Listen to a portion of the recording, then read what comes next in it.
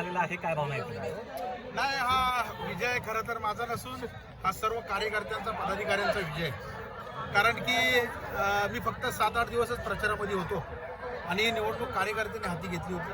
त्याबद्दल सर्व कार्यकर्त्यांच्या शिवसेना पक्षाच्या अगदी माझा पोलादपूर असेल, महाड असेल, माणगाव असेल, आपण पाहिला असेल तर प्रचंड मेहनत सर्व कार्यकर्त्याबद्दल हा कार्यकर्त्यांचा विजय आणि माझ्या नागरिकांचा विजय. नगरपालिका निवडणुकीत एक राडा झाला होता, त्या प्रकरणी तुम्हाला दोषी आरोपी करण्यात आलं होतं, नंतर बरंच प्रकरण गाजलं होतं, तरी देखील तुम्ही विजय झालेला आहे. काय नगरपालिकेचा जो विषय होता, नगरपालिकेचा गुलाल लावला नव्हता आणि आमच्या नगराध्यक्षांनी पण ठरवलं होतं की जेव्हा विकास गोगावले निवडून येतील आणि सर्व शिवसेनेच्या सीटा येतील त्यावेळेस आम्ही गुलाल लावणार. म्हणून आज नगरपालिकेच्या नगराध्यक्षाचा पण गुलाल आणि शिवसेनेच्या 5 जिल्हा परिषद सदस्य निवडून महाड तालुक्यातल्या आणि 10 पैकी 9 पंचायत समिती सदस्य रेकॉर्ड ब्रेक मतांनी निवडून आल्यात.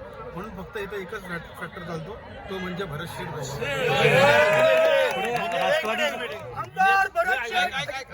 विनेरे मतदारसंघामध्ये प्रत्येक वेळेस असे एकदम छोटे टोक सांगत होते हे आरोप म्हणजे विरोधक तुमचे, त्या संदर्भात त्या व्यक्तीबद्दल काय म्हणा? नाही, चोरांविषयी मी काय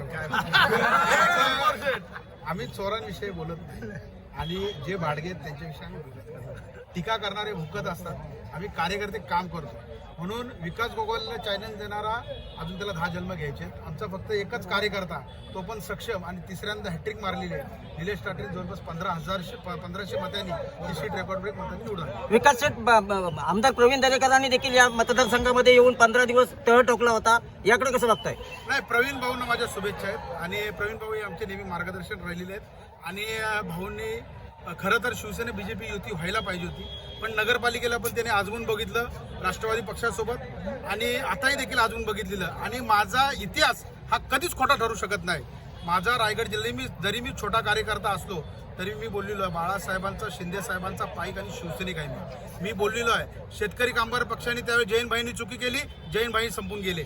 शिवसेनेसोबत गद्दारी करून लोकसभा लढून घेतली, आता शिवसेना डॅमेज करायचं काम केलं. परंतु शिवसेना ही बाळासाहेबांची, आदरणीय शिंदे साहेबांचे आम्ही लढणारे कार्यकर्ते आहेत. आज परिस्थिती बीजेपीची त्यांनी ती करून दाखवली आणि म्हणून आज बीजेपीची ती अवस्था ही केवळ झालेली आहे ती सुनील तटकरे मुळे झाली. झेडपीमध्ये तुमचं स्वप्न पूर्ण होईल का जिल्ह्यात? नाही, मी अध्यक्ष विध्यक्ष पदाचा काही नाही. जे आदरणीय पक्ष नेतृत्व शिंदे साहेब, डॉक्टर श्रीकांत शिंदे साहेब आणि भरत शेठ जे ठरवतील त्या मताशी मी समज. रायगड जिल्हा परिषदेसाठी भाजपवर आपली युती होऊ शकते का? नाही, भाजप सोबत युती व्हावी ही आमची पहिल्यापासून याची इच्छा आहे, आताही आमची इच्छा आहे. आम्ही काही नाही कुठंच बोलत नाही. भाजप, भारतीय जनता पार्टी आणि शिवसेना हे दोन्ही भाऊ आहेत आणि त्या भावांमध्ये कधी भांडण होतं का ह्या आम्ही सर्व या ठिकाणी बघत असतो. आम्ही नगरपालिकेला पण विनंती केली, नगरपालिकेला काय झालं त्यांनी सांगितलं 5 सीट आणि उपनगराध्यक्ष देतो. आम्ही पण तेच सांगितलं होतं 5 सीट उपनगराध्यक्ष देतो, परंतु राष्ट्रवादी काँग्रेस पक्षाने त्यांना तिथेही फसवलं आणि इथेही फसवलं.